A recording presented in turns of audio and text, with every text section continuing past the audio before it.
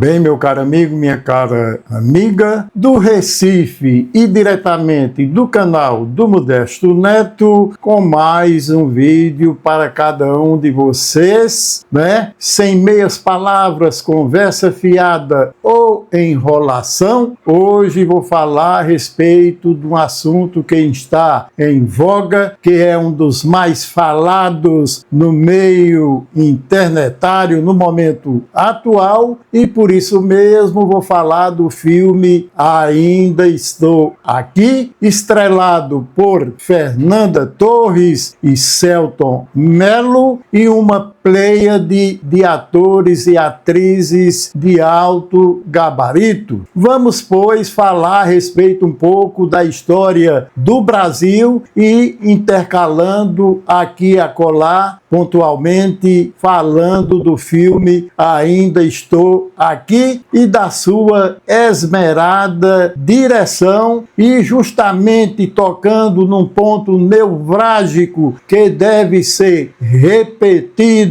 e avivadamente de muitas pessoas quando se fala nesse assunto nocivo da história brasileira, que foi a ditadura militar de 1964. Veja se não tenho razão. Vamos saber, na realidade, primeiramente, quem foi Rubens Paiva. Veja bem, formado em engenharia e eleito deputado federal pelo Partido Trabalhista Brasileiro, PTB, em 1962, quando foi eleito Jânio Quadros e como vice João Goulart, e por isso mesmo, com essa mesma história de comunismo, os militares arquitetaram e aplicaram um golpe militar em março para abril de 64, e por isso mesmo, por não aceitarem a democracia e a posse de um vice-presidente que se tornaria presidente eleito democraticamente, os militares resolveram aplicar um golpe que colocou o Brasil numa escuridão de 21 anos. E isso não foi nada bom para o Brasil, para o povo brasileiro, porque trouxe muita dor e sofrimento para muitas famílias. E por isso mesmo, um filme dessa natureza, Ainda Estou Aqui, é válido pela importância que traz para que essa história dantesca nunca venha a ser esquecida. E o povo brasileiro deve sempre lembrar que ditadura não pode suplantar o Estado democrático de direito em parte nenhuma do mundo. Daí o sucesso que traz esse filme estrelado por Fernanda Torres. Vejam bem, após o golpe militar de 1964, o Rubens Paiva foi cassado pelo primeiro ato institucional e auto se exilou. Veja bem que Rubens Paiva, logo que foi implantada a ditadura militar, ele, como deputado federal eleito pelo PTB, foi prontamente cassado pela ditadura militar por aquela junta militar que tomou o poder de assalto no Brasil naquela época, naquela tenebrosa época da ditadura militar. Realmente algo extremamente repugnante e execrável para qualquer democracia que a gente quer vivenciar em qualquer parte do mundo, especialmente aqui no Brasil. Veja bem que o Rubens Paiva, ao retornar ao Brasil, voltou a exercer a engenharia e cuidar de seus próprios negócios negócio, mas manteve contato com exilados. Evidentemente que ele, como político, ele fez várias ligações, ele fez várias amizades e por isso mesmo não poderia realmente se quedar, mesmo que tenha ido cuidar da sua profissão, do seu ofício de engenheiro civil, ainda assim procurou ajudar alguns companheiros que estavam